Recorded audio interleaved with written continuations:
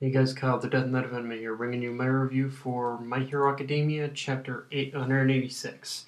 And I want to start off by talking about the cover page, because honestly, I think that's the most badass looking Endeavor has looked since the Sports Festival cover page, with basically with seeing him face down All Might and Todoroki facing down Izuku. Like I think that's the most epic he's looked since pretty much that cover page to me. And in fact, I dare say it's even better just in the little details Horikoshi added to make the fire around Endeavor look a touch more realistic, like adding white and adding and making the orange of the fire look a little lighter than usual. Like in previous color pages with Endeavor, the fires always look so robust and so like and so colorful. But here it's actually a little toned down, which I like because it does kind of mimic real actual fire. So yeah.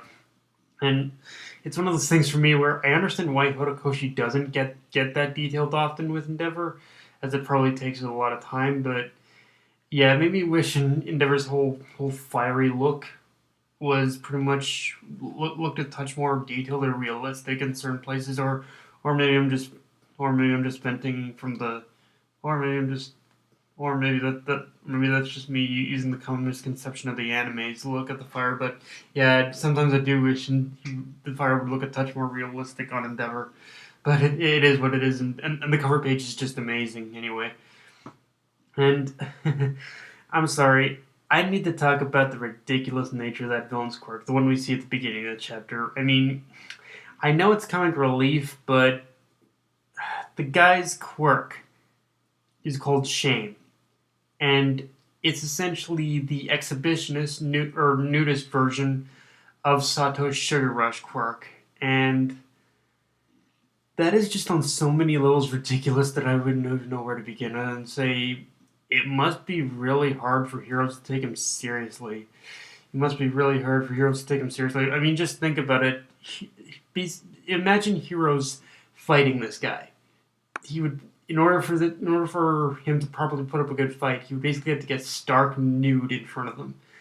And I guess it would work out to his advantage in a way, but just imagine like the heroes just kind of like just laughing their fucking, just not being able to fight him because they're laughing their freaking asses off.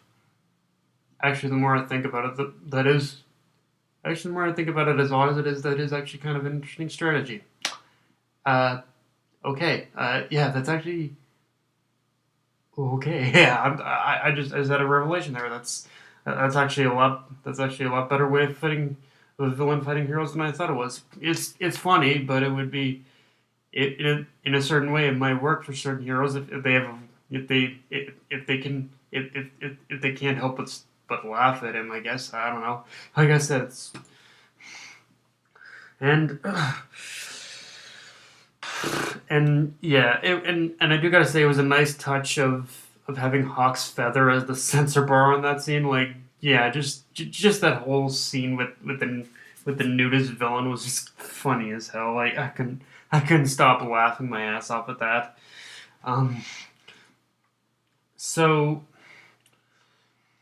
of course in the end it's inevitably all proven true by High-End's appearance at the end of the chapter. But one thing I think Horikoshi did really well in this chapter, actually too well, almost borderline realistically well, was Hawk's whole analysis about the Nomu rumors and just what kind of damage they're causing in this current situation, and what pretty much it can event, and what the whole Nomu rumors can eventually erupt into. Like, he is being very realistic and actually analyzing what can pretty much come from these, especially considering how much the Nomus have been like a big focus of like news reports and whatnot in the past. But and the thing is too, everything he said about everything he basically said after about pretty much about how they're currently living in a world that's run by information and whatnot and rumors and whatnot.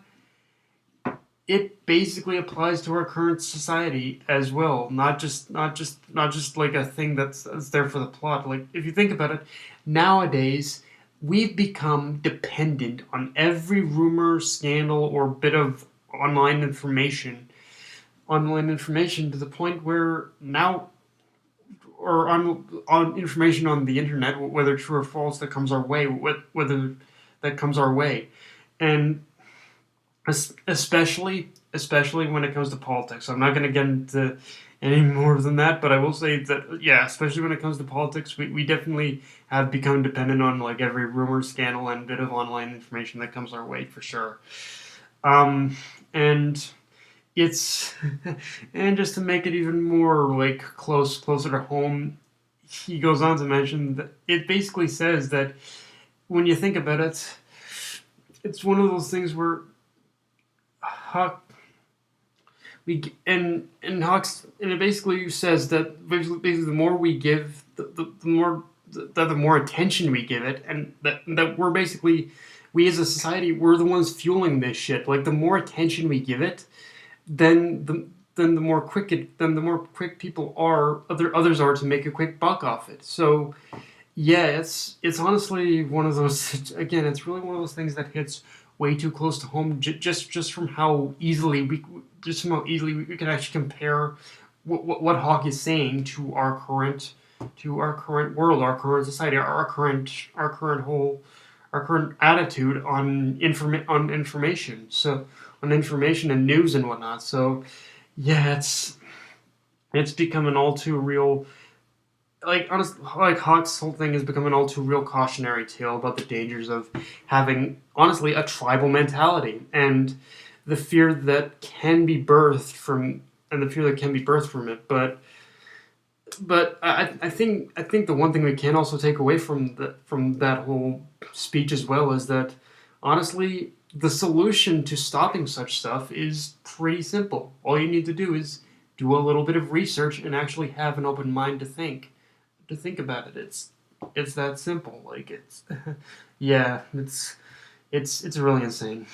Um so okay, I've gone on that tangent, let's move on. So this chapter, as well as maybe the last chapter too, made me realize Hawks has the motivation of your typical shonen protagonist. Like just from his words of saying, my of basically his basically his pretty much whole idea of being a hero is that one day he'll hopefully just be able to do simple patrol work, and he can basically, he'll, as a hero, he'll basically do the simple stuff of salaryman, just go on patrol, come home, have a beer and then go to sleep. That's kind of that is pretty much Hawk's whole idea of being a hero, and in a way, like I said, it does very much mimic a lot of shonen protagonists, and just someone who wants to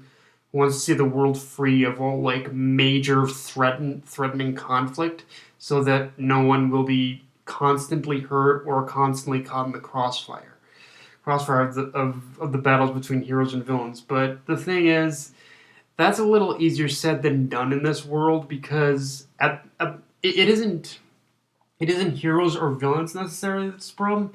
It's quirks. Like, quirks at the core of it is what started all this shit. And unfortunately, as long as quirks exist, there will always be that line that defines the difference between heroes and villains. The only thing that has changed, honestly, is that the villains have a much greater stranglehold on the world now than they did before. And Hawk isn't stupid. In this chapter, he pretty much fully acknowledged this. I think, and I think he's well aware of that fact. But I think what what Hawk is trying to do is he's trying to get things back to how they used to be before All Might lost his power. And like, I'm talking like pretty much how things happened in the beginning of the series, just with heroes and villains engaging in the usual non-threatening kind of,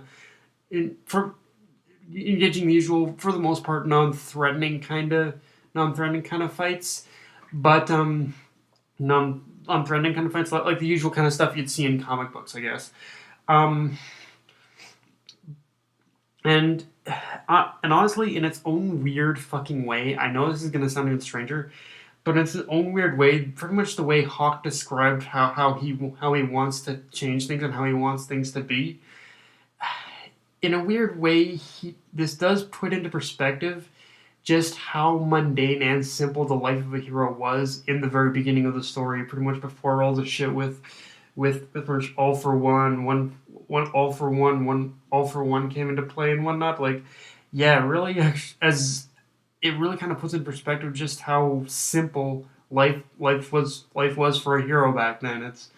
And I do like how in its own way it is kind of plain.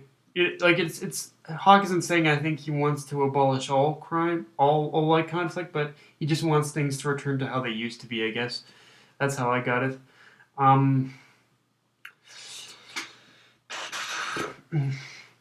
so Endeavor is about to engage High End in battle, and like Hawk said, Endeavor is being tested. So this will be the first like real look at how Endeavor handles a fight with a villain in a populated area, and the impact of the fight is really gonna come down to the decisions he makes for me.